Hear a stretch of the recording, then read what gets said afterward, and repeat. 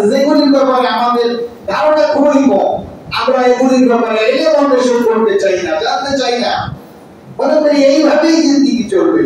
কিন্তু শিরক এত বড় ভয়াবহ গুনাহের কাজ, শিরকের ব্যাপারে ইলম অন্বেষণ না করাটাও মহা অপরাধ, বলেন নাউজুবিল্লাহ। শিরকের ব্যাপারে যদি আল্লাহ পাক রব্বুল আলামিনের দরবারে গিয়ে বলি, আল্লাহ আমার তো জানা ছিল না, আমি ভুল করেছি, শিরক, আমি শিরক করতে থাকলাম আর শিরকের অবস্থায় মৃত্যুবরণ করলাম, আল্লাহর দরবারে গিয়ে যদি বলি শিরক সম্বন্ধে আমার ধারণা ছিল না, আমার ভুল হয়ে গেছে, মাফ করে দেন, কি বলেন? আল্লাহ মাফ করে দিবেন? শিরকের মাফ হবে না, অন্য সমস্ত গুনাহগুলি আল্লাহ পাক রব্বুল আলামিন ইচ্ছা করলেই মাফ করে দিবেন, কিন্তু শিরকের গুনাহ মাফ নাই।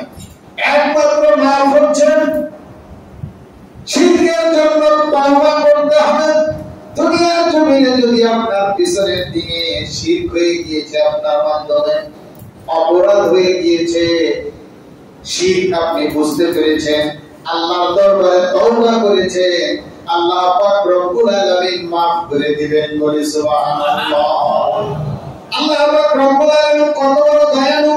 কোন ব্যক্তির বয়স যদি 80 বছর 90 বছর হয়ে যায়, এমনকি মৃত্যুর পূর্বেও যদি শিরকের জন্য আল্লাহর দরবারে তওবা করে, আল্লাহ পাক রব্বুল আলামিন তাকে maaf করে দেন।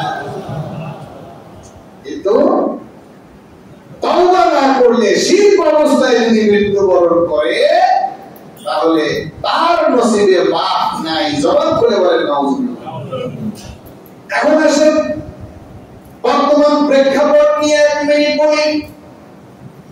আমরা ঈদের নামাজ পড়ি কিনা? ঈদের নামাজ পড়ি না ঈদের সময়? আমাদের চতুর্দিক দিয়ে আমাদের হিন্দু ভাইরা, আমাদের খ্রিস্টান ভাইরা এসে দাঁড়ায় দেখে আমাদের নামাজ পড়া উপভোগ করে।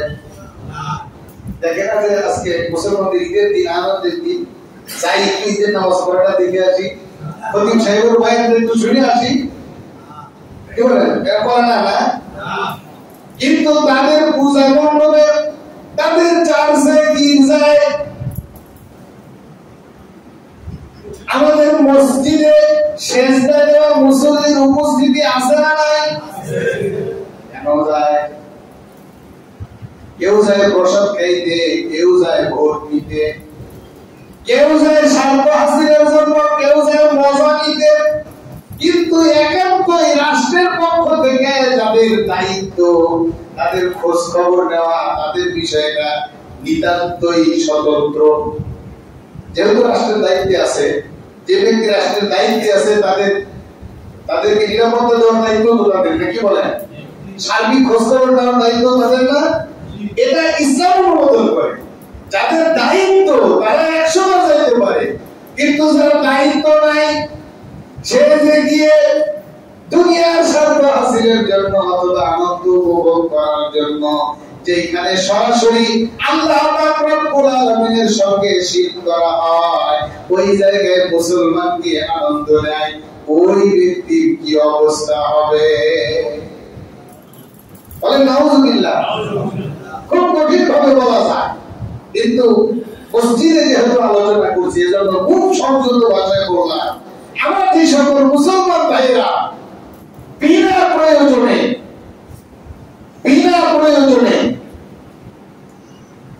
অকারণে মজা নেওয়ার জন্য, দুনিয়াবি স্বার্থ হাসিলের জন্য আল্লাহর সঙ্গে শিরক হয়, এমন জায়গায় গিয়ে আপনি আনন্দ উপভোগ করেন, আপনি আনন্দ উপভোগ করেন না, আপনি আল্লাহ পাক রব্বুল আলামিনের উপরে জুলুম করেন। জবান খুলে বলেন নাউজুবিল্লাহ।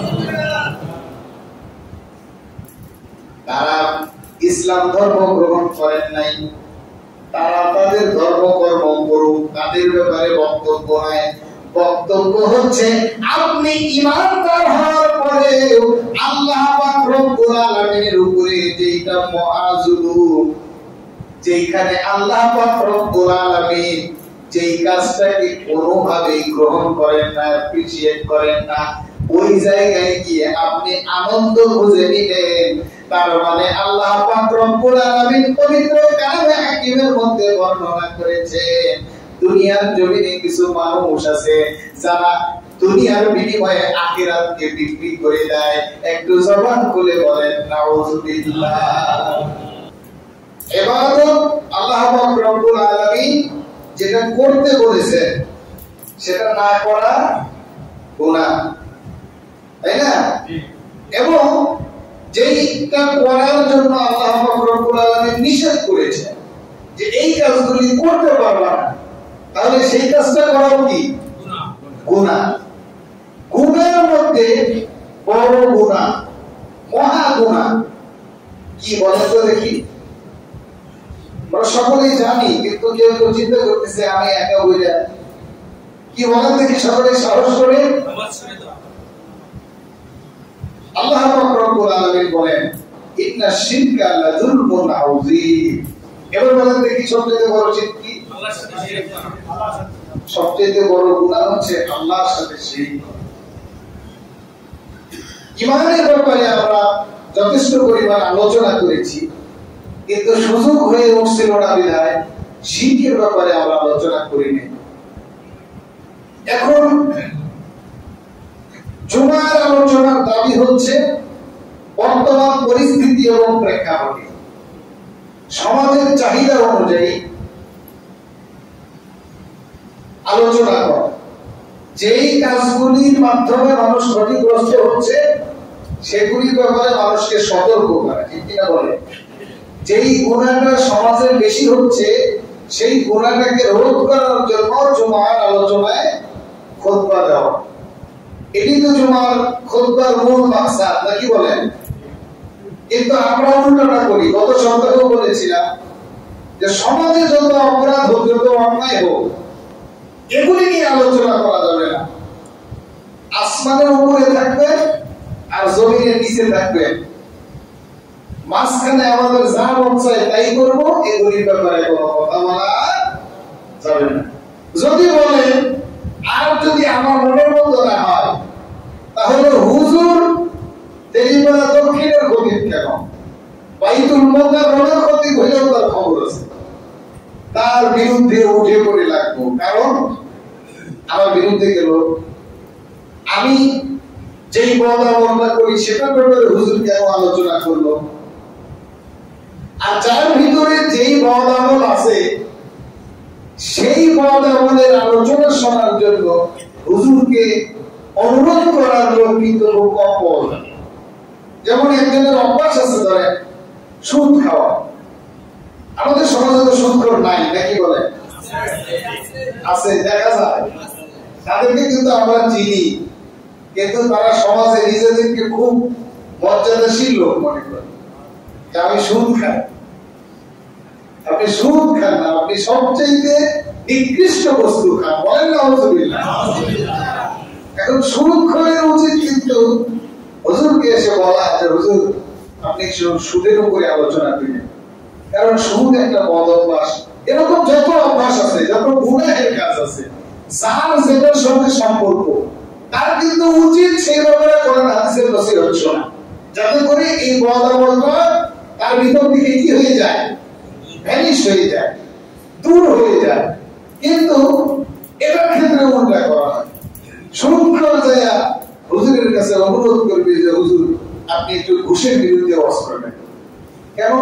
হয়তো বা তার প্রতিবেশী বা তার বন্ধু অথবা তার পরিচিত কেউ তার সুদ খাওয়ার অভ্যাস নেই, ঘুষ খাওয়ার অভ্যাস, তাকে একটু খোঁজা দেওয়ার জন্য নিজে তো লাইনে দিতে পারে না, এই জন্য হুজুরের কাছে গিয়ে আবেদন করে। কি বলে, এরকম হয় কিনা? আমার ইসলাহের জন্য, আমার আমলের পরিবর্তনের জন্য আমার যদি ইচ্ছা থাকে, তাহলে আমি আমার যে আমলটা কম, এই আমলের ব্যাপারে আলোচনা শুনতে যাবো, ঠিক কিনা বলেন? কারণ আমার সংশোধন হওয়ার দরকার আছে না নাই? এই জন্য খেতাবাদের দায়িত্বে যিনি থাকবেন, তিনার দায়িত্ব এবং কর্তব্য হচ্ছে বর্তমান পরিস্থিতি এবং প্রেক্ষাপটের আলোকে সমাজে ইসলাম বিরোধী যে কাজগুলি হচ্ছে সেগুলির ব্যাপারে কোরআন হাদিসের আলোকে আলোচনা করা, ঠিক কিনা বলেন? এই আলোচনা না করে এখন সমাজে ধরেন শিরকে ছয়লাভ হয়ে গিয়েছে, মানুষ নতুন করে শিরকের দিকে ধাবিত হচ্ছে, বিভিন্ন কলা কৌশল করে মানুষদেরকে শিরকের ভিতরে নিয়ে যাওয়া হচ্ছে।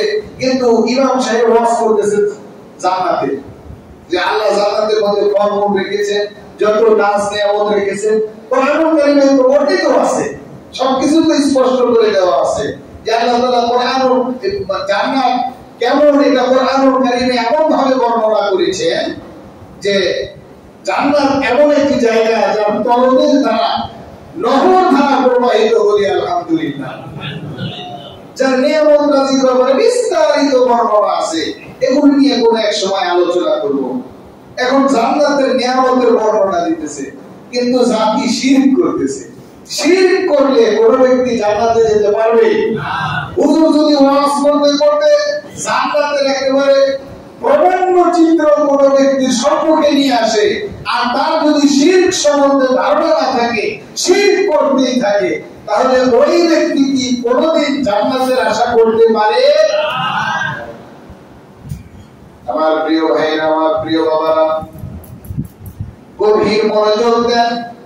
আল্লাহ পাক রব্বুল আলামিন পবিত্র কালামে হাকিমের মধ্যে ইরশাদ করে বলেন, ইন্নাল্লাহা লা ইয়াগফিরু আন ইউশরাকা বিহি ওয়া ইয়াগফিরু মা দুনা যালিকা লিমান ইয়াশা।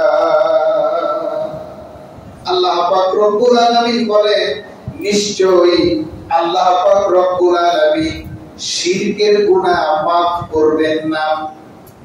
অন্য যে সকল গুনাহ মানুষ করে, ইচ্ছা করলে আল্লাহ পাক রব্বুল আলামিন ক্ষমা করে দিবেন, কিন্তু শিরকের গুনাহর ব্যাপারে আল্লাহ পাক রব্বুল আলামিন প্রতিশ্রুতি দিয়েছেন, যে ব্যক্তি শিরক নিয়ে আমার কাছে আসবে তাকে আমি কশিন কালেও ক্ষমা করব না। একটু জবান খুলে বলেন নাউযুবিল্লাহ।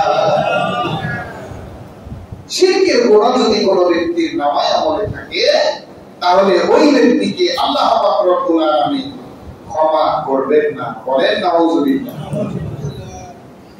হযরত ইবনে মাসউদ রাদিয়াল্লাহু তাআলা থেকে বর্ণিত হাদিস, আল্লাহর হাবিব সাল্লাল্লাহু আলাইহি ওয়াসাল্লাম বলেন, মান লাকিয়াল্লাহু ইলা আখিরিল হাদিস, যেই ব্যক্তি আল্লাহ পাক রব্বুল আলামিনের সম্মুখে শিরক নিয়ে উপস্থিত হবে, আল্লাহ পাক রব্বুল আলামিন তাকে জান্নাত দিবেন না, জাহান্নামে দিয়ে দিবেন। বলেন নাউযুবিল্লাহ।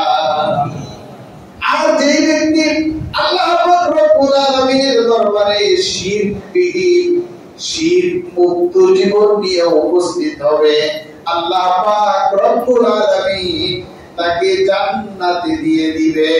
সুবহানাল্লাহ। আমি হাদিসটি পড়লাম, আমার কাছে এত ভালো লাগলো।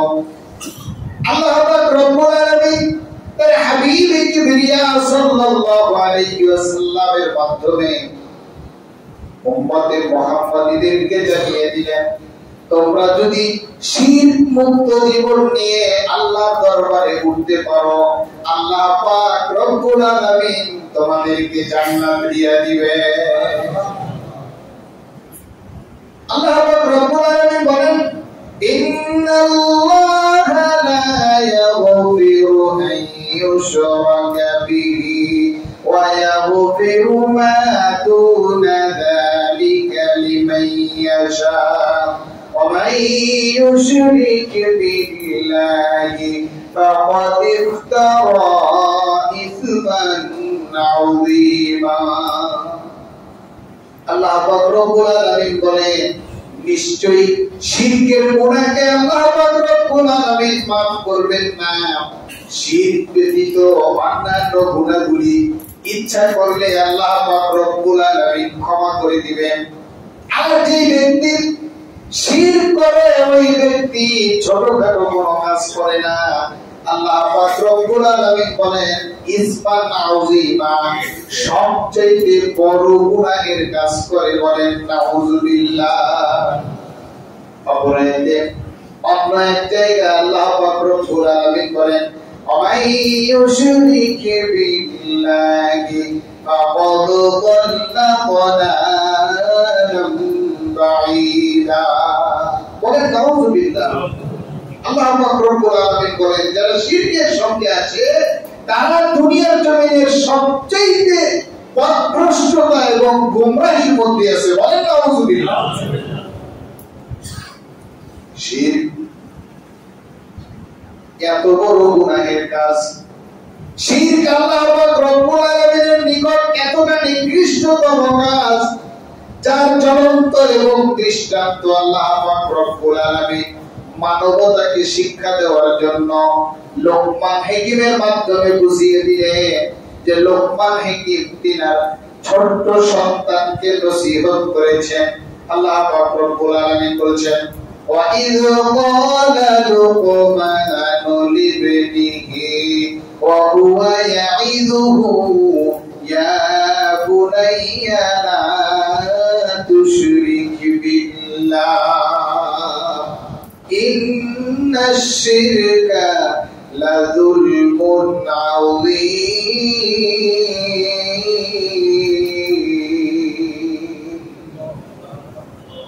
আল্লাহ পাক রব্বুল আলামিন লোকমান হাকিমের উদ্ধৃতি দিয়ে বলছেন, লোকমান আলাইহিস সালামের ব্যাপারে লম্বা আলোচনা। লোকমান হাকিম লোকমান আলাইহিস সালাম যিনাকে বিভিন্ন জায়গায় লোকমান হাকিম হিসেবেও উদ্ধৃত করা হয়েছে। তিনি পয়গম্বর ছিলেন নাকি তিনি বড় ওলি ছিলেন এই ব্যাপারে মতভেদ রয়েছে, কিন্তু আকসারুল উলামার মতামত হচ্ছে লোকমান আলাইহিস সালাম আল্লাহ পাক রব্বুল আলামিনের পক্ষ থেকে একজন নবী ছিলেন। বলি আলহামদুলিল্লাহ। লোকমান আলাইহিস সালাম তিনার কলিজার টুকরা ছোট্ট সন্তানকে নসিহত করছেন। আগে নসিহত করছেন, সর্বপ্রথম নসিহত করছেন, হে বৎস, وَإِذْ قَالَ لُقْمَانُ لِابْنِهِ وَهُوَ يَعِظُهُ يَا بُنَيَّ لَا تُشْرِكْ بِاللَّهِ।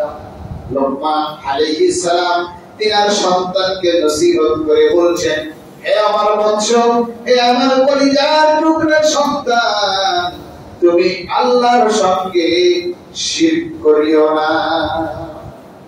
কারণ শিরক হচ্ছে মহাজুলুম। আল্লাহ পাক রব্বুল আলামিনের ভাষায় ইন্নাশ শিরকা লাযুলমুন আযীম। বলেন নাউযুবিল্লাহ। মানুষ মানুষকে জুলুম করে, বিভিন্ন শক্তিশালী পশু পাখির মাধ্যমে পশু পাখি জুলুম নির্যাতনের শিকার হয়। ধরেন বড় একটা গরু ছোট একটা গরুকে ধাক্কা মেরে ফেলে দেয়, বড় ভাই ছোট ভাইয়ের সম্পদ গ্রাস করে, বড় মাথাওয়ালা শক্তিশালী দাপুটে ব্যক্তি দরিদ্রদেরকে শোষণ করে, অর্থাৎ মানুষে মানুষের উপরে জুলুম করে, পশু পশুর উপরে জুলুম করে, ব্যক্তি ব্যক্তির উপরে জুলুম করে। কিন্তু শিরকের ব্যাপারে আল্লাহ পাক রব্বুল আলামিন বলছেন, তোমরা দুনিয়ার কোন মানুষকে জুলুম করো না। আমার বান্দা যখন শিরক করে তখন সে সরাসরি আমার উপরে জুলুম করে। বলেন নাউযুবিল্লাহ। কতটা নিকৃষ্ট কাজ শিরক, বুঝতে পারছি আমরা? শিরক, যার জীবনে শিরক আছে সে জান্নাতের আশা করতে পারবে না। জবান খুলে বলেন নাউযুবিল্লাহ। কিন্তু শিরক আমাদের সমাজের মানুষেরা স্বাচ্ছন্দ্যের, আনন্দের, আবেগের, নিজের মনের খায়েশাত মেটানোর জন্য হরদম করে থাকে। বলেন নাউযুবিল্লাহ।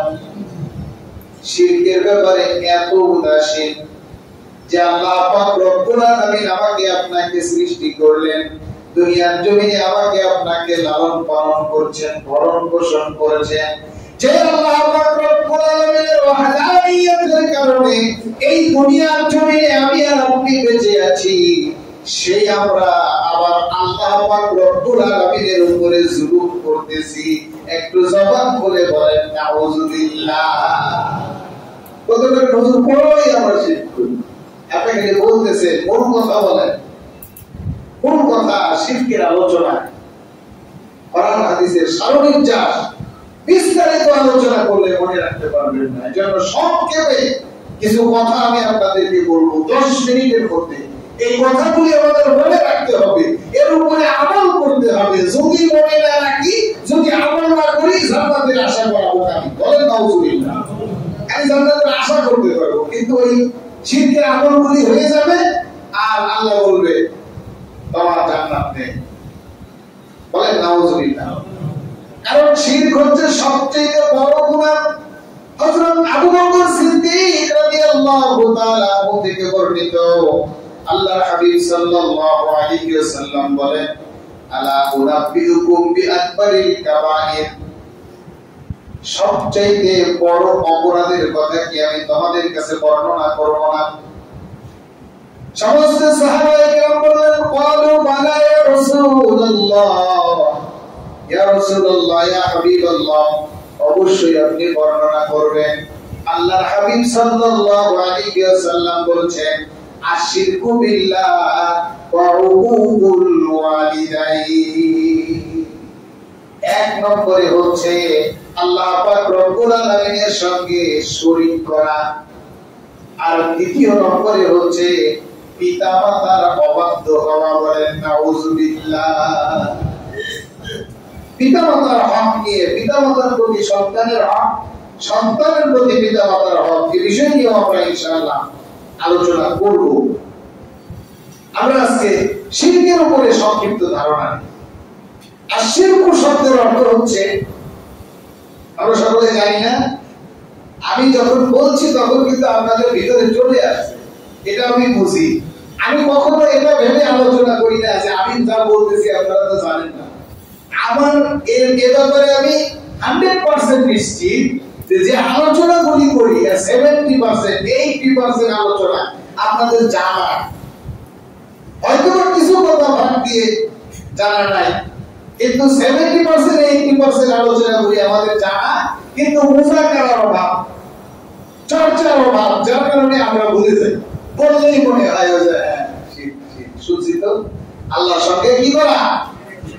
শরীক করা। শরীক করা বলতে ভাগ দেওয়া। কি করা? ভাগ দেওয়া। যেই জিনিস একান্তই আপনার, যেই জিনিসটা আপনি ছাড়া অন্য কেউ উপভোগ্য নয়, নিতান্তই আপনার জন্য বরাদ্দ, ওই জিনিসের ভাগ যদি অন্য কাউকে দেওয়া হয় তাহলে কি আমাদের কাছে ভালো লাগে? একান্তই অধিকার আমার। বোঝানোর জন্য বলতেই হবে, আমরা যারা বিবাহ করেছি, বউ একমাত্র উপভোগ্য কার? সকলে বলেন, আরেকটু জবান খুলে বলেন। বোঝানোর জন্য কথাটা নিতেই হবে। একমাত্র উপভোগ্য বউ হচ্ছে স্বামীর জন্য, কিন্তু এই বউ যদি ভাগ হয়ে যায় একজন মানুষ কেমন কষ্ট পায় একটু যদি চিন্তা করি, অনুভূতিতে নেই, তাহলে শিরক যে কতটা জঘন্যতম ব্যাপার আরো সুস্পষ্ট রূপে ক্লিয়ার হবে। যেটা একান্তই স্বামীর জন্য বরাদ্দ, অন্য কারোর জন্য বরাদ্দ নয়। এই বস্তুটাকে, এই ব্যক্তিটাকে আমরা সৃষ্টি করি নাই, খাওয়াইও না, পড়াইও না, লালন পালনও করি না, কারণ শুধুমাত্র সিস্টেমেটিক্যালি আল্লাহ পাক রব্বুল আলামিন শুধুমাত্র আমার জন্য বরাদ্দ করেছেন বিদায়। ওর পিছনে আমার কোনো অবদান নাই, শুধুমাত্র আমার জন্য বরাদ্দ করা হয়েছে বিদায়। এই জিনিসের ভার যদি অন্য কেউ নিয়ে নেয় তাহলে ওইটা কোনো মানুষ বরদাস্ত করতে পারে না। একটু জবান করে বলেন ঠিক কি না? যে বিষয়টা ভাগ অন্য কেউ পেতে পারে না, এরকম কিছু বিষয় যার শুধুমাত্র অধিকার, কেবলমাত্র অধিকার আল্লাহ পাক রব্বুল আলামিনের, যে জিনিসের সৃষ্টিকর্তা আল্লাহ পাক রব্বুল আলামিন, যে জিনিসের পালনকর্তা আল্লাহ পাক রব্বুল আলামিন, যেই জিনিসটা আল্লাহ পাক রব্বুল আলামিন না দিলে আমরা পেতাম না, ওই বিষয়গুলি যদি আল্লাহ পাক রব্বুল আলামিনের জন্য যা বরাদ্দ তা আল্লাহ পাক রব্বুল আলামিনকে না দিয়ে আল্লাহর সৃষ্টির মধ্যে বন্টন করতে যায়, এর চাইতে নিকৃষ্টতম কাজ আর হইতে পারে না। একটু জবান খুলে বলেন ঠিক কিনা? এবার আসেন, ভালো করে মনে রাখবেন, 1 নম্বরে ইবাদত করতে হবে কার? আল্লাহ। আমাদেরকে সৃষ্টি করেছেন কে? আল্লাহ। কেমন সৃষ্টি করেছেন? আল্লাহর ইবাদত করার জন্য সৃষ্টি করেছেন। তাহলে ইবাদত হবে আল্লাহর জন্য। আমরা সিজদা করি কার জন্য? আল্লাহ। কিন্তু যদি কোনো মানুষের জন্য সিজদা করি,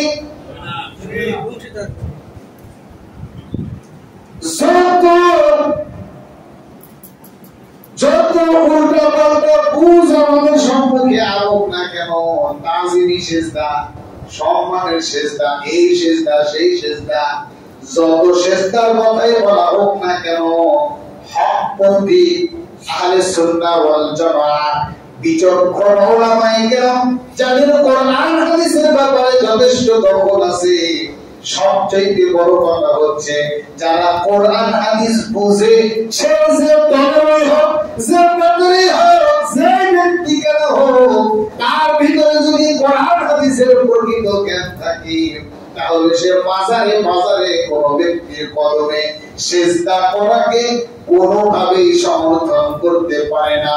একটু জবান খুলে বলেন ঠিক কিনা? আপনাকে যদি কেউ বোঝায় থাকে তাজিমি সিজদা, এই সিজদা সেই সিজদা, এইভাবে করা যায়, ওই নিয়তে করা যায়, ওই নিয়তে করা যায়, যে আল্লাহকে যেভাবে যে ভক্তি দিয়ে সিজদা করি ওইভাবে করতেছি না, যে কোনো ভাবে করেন। যারা কোরআন হাদিস বুঝে, আল্লাহর ভাষ্য যাদের বুঝার ক্ষমতা আছে, তারা কশিন কালে আল্লাহ ব্যতীত অন্য কোথাও কোনোভাবে কোনো পর্যায়ে সিজদা করাকে সমর্থন করবে না। জবান করে বলেন। তাহলে সিজদা একান্তই তার জন্য।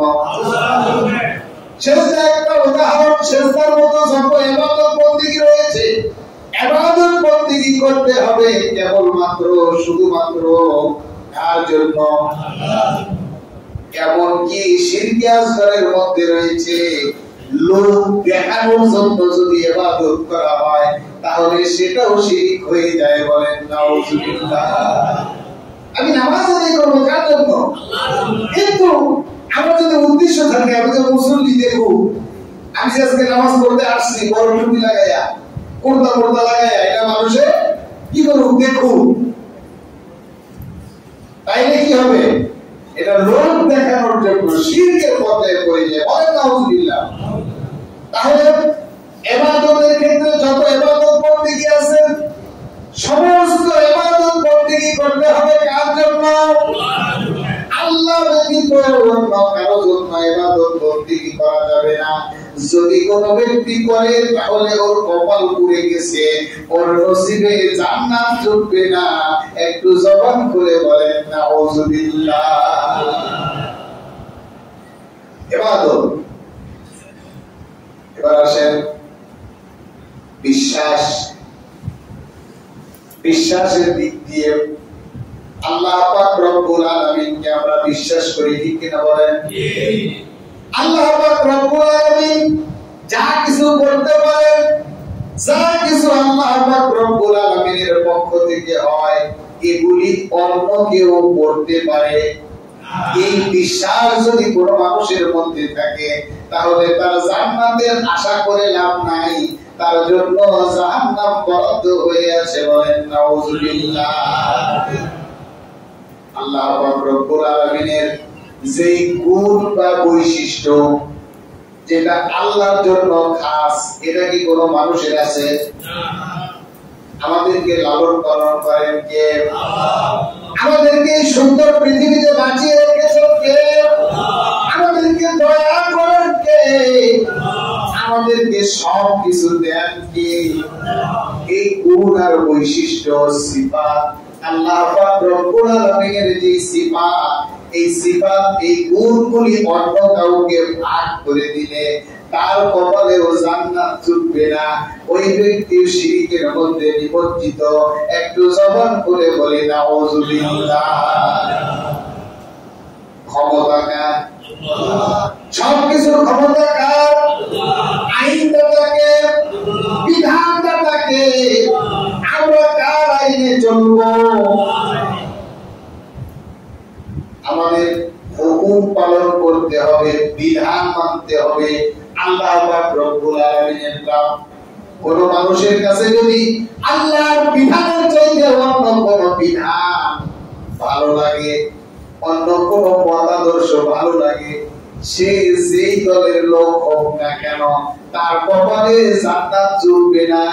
বিশ্বাস না হলে একটু কোরআন হাদিস নিয়ে গবেষণা করেন, একটু কোরআন হাদিস পড়ালেখা করেন। আমি হুজুরের কথা আপনার যদি বিশ্বাস না হয়, আপনার যদি আল্লাহর বিধান ছাড়া, আল্লাহর হুকুম ছাড়া অন্য কোন বিধান, অন্য কোন হুকুম আপনার বেশি ভালো লাগে, তাহলে আপনি আল্লাহ পাক রব্বুল আলামিনের হুকুমের সঙ্গে, বিধানের সঙ্গে শিরক করলেন।